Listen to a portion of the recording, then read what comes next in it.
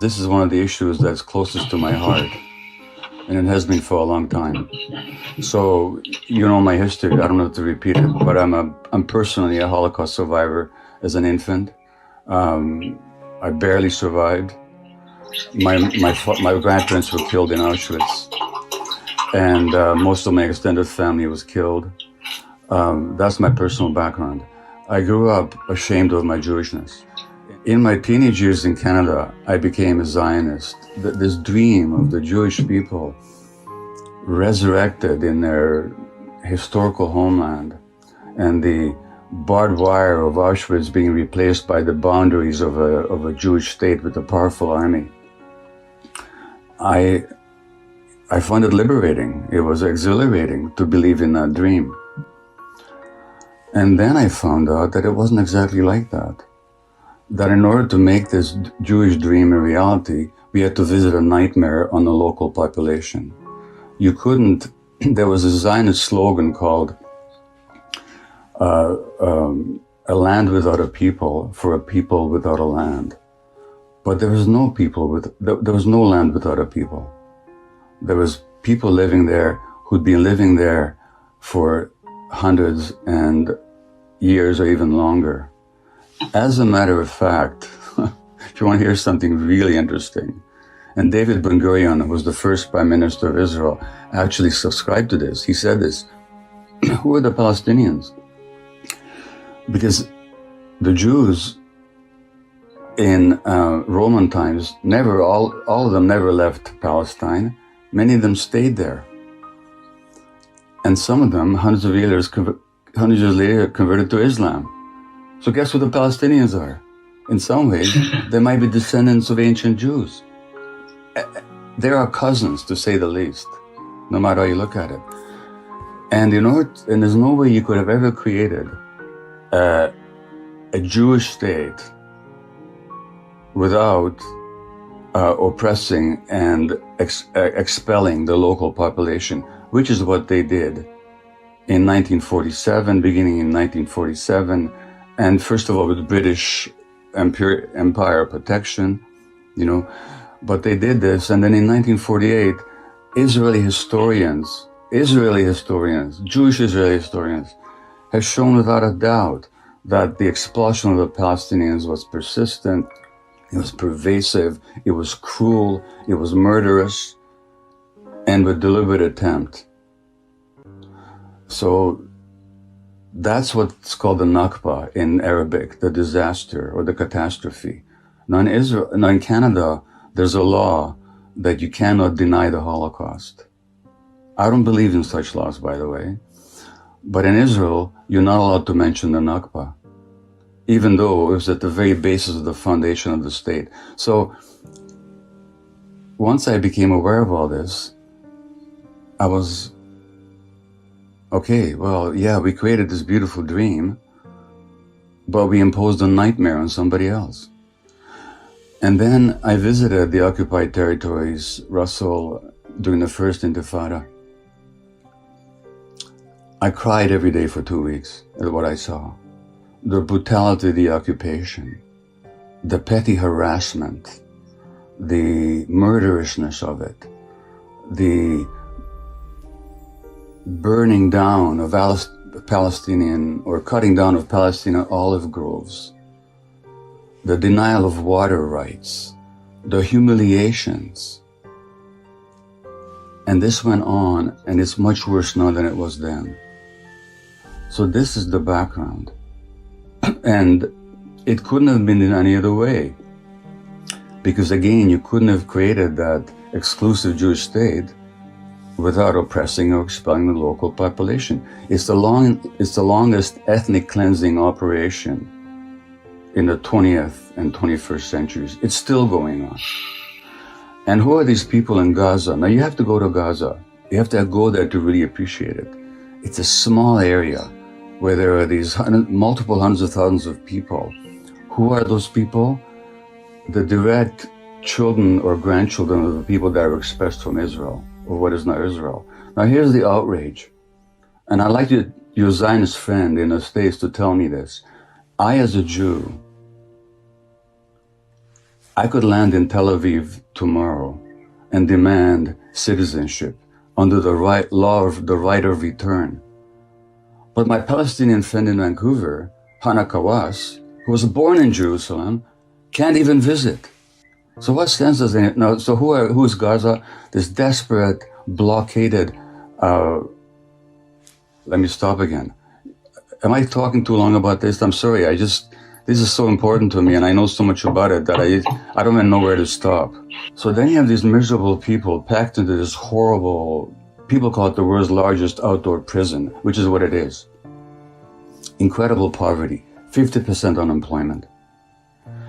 Now Hamas is an Islamic organization that was originally encouraged by Israel and supported by Israel as a counterweight to the secular Palestine Liberation Organization. And what we also find out is that Hamas was invented by Israel.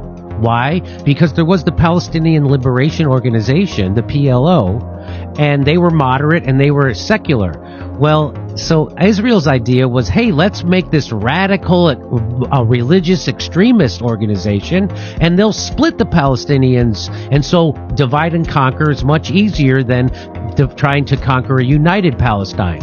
So they listen, here it is. Anyone who wants to thwart the establishment, this is from Haaretz, anyone who wants to thwart the establishment of a Palestine state has to support bolstering Hamas and transferring money to Hamas. This is what Netanyahu told the Likud party's Knesset members in March of 2019. This is part of our strategy. And given those conditions, of course people will go for extremist leadership. That's what people do when they're miserable and hopeless and deprived of any possibility whatsoever. You don't have to support Hamas policies to stand up for Palestinian rights.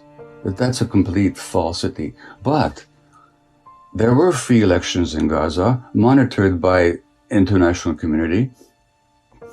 They were declared to be the freest elections ever held in the Arab world. And Hamas happened to win.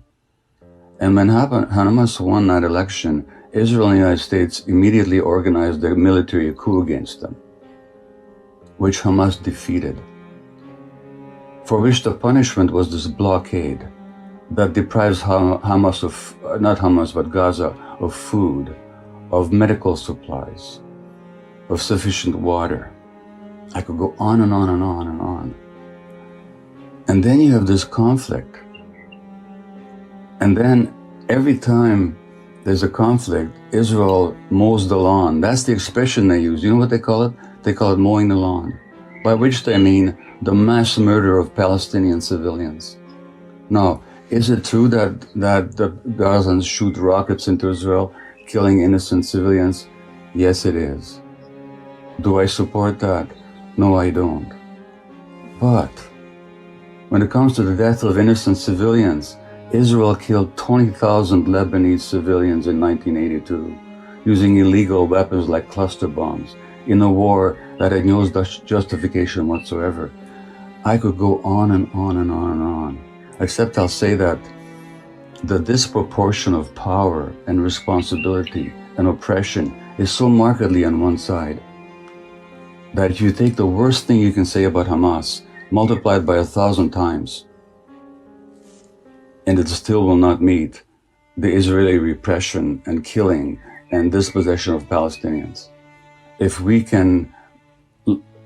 after 2,000 years we can look for liberation and freedom, why can't the Palestinians?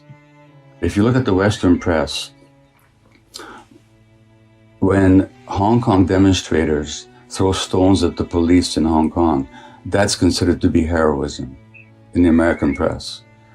When in Myanmar, the demonstrators throw slingshots at the army, at the oppressive army, they're considered to be heroes in the Western press. When Palestinian kids throw stones at the Israeli soldiers, they're called terrorists. And Israel gets away with a lot more without much less criticism in the Western press than any other country. I'll say one more thing. I was recently contacted by a Palestinian woman from Jericho. She runs a program for Palestinian children who spend time in Israeli jails. 14, 15, 16-year-olds are jailed for months or years. Sometimes they can't see their families for months. And she runs a program for them. You know what she does? She meditates with them. She does Sufi dervish dancing with them, swirling dancing, to bring them out of their stress state. She says, we don't have post-traumatic stress disorder here because the trauma is never post. The trauma is daily, she said. I just wish your Zionist friend would visit the occupied territories in Gaza like I have, and let him speak the way he speaks now. If he's got any ounce of humanity left, he would cry like I did for 2 weeks when I was there. Now, we're not living in Nazi Germany.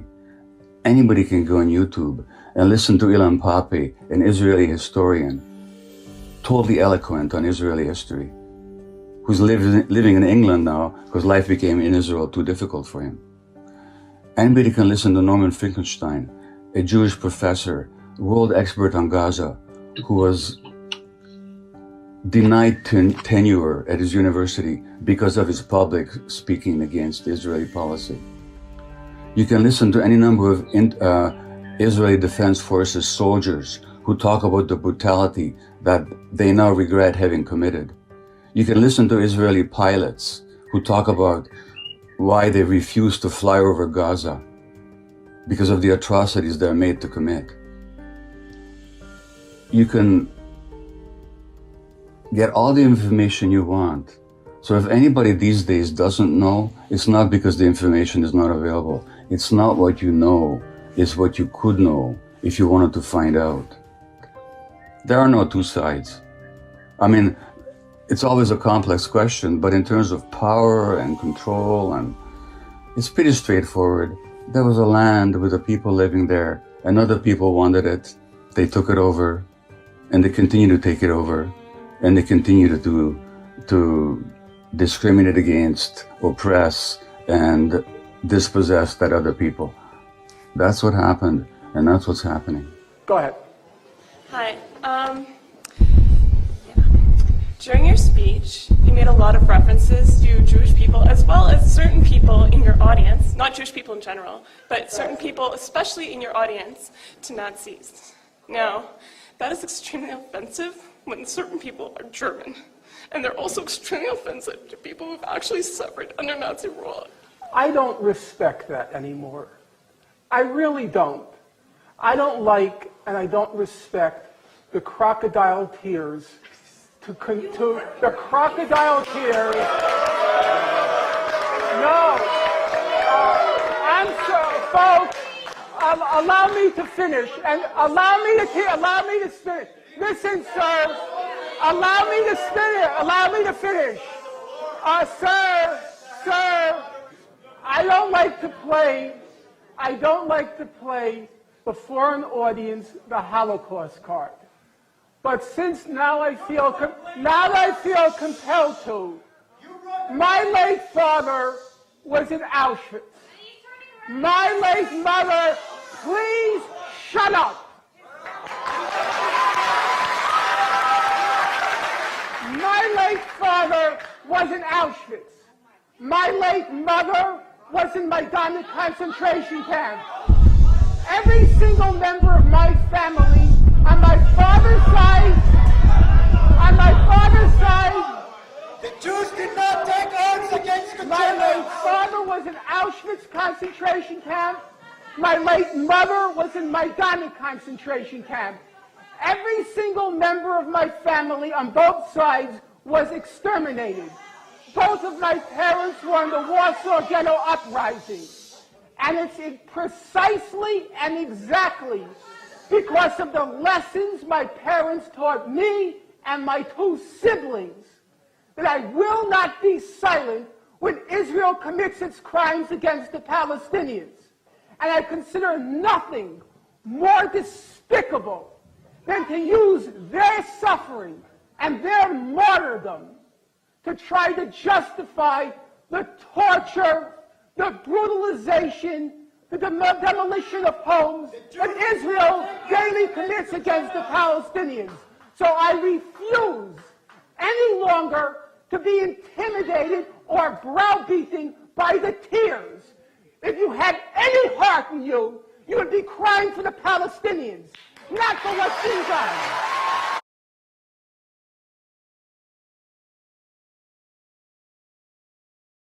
תפסנו הרבה ערבים, אספנו אותם. קומו, קומו, הם קמו. הרג את כולם. הכפר נמחק. שאכן אמרו שהיה טבח. What happened here wasn't only pushing away the Palestinians from their village. What happened here is that they did not let the Palestinians go away just like this. They first of all killed many of them, and there was not any reason to do it. או אני או הם. מדינה לוקחים עם חרב.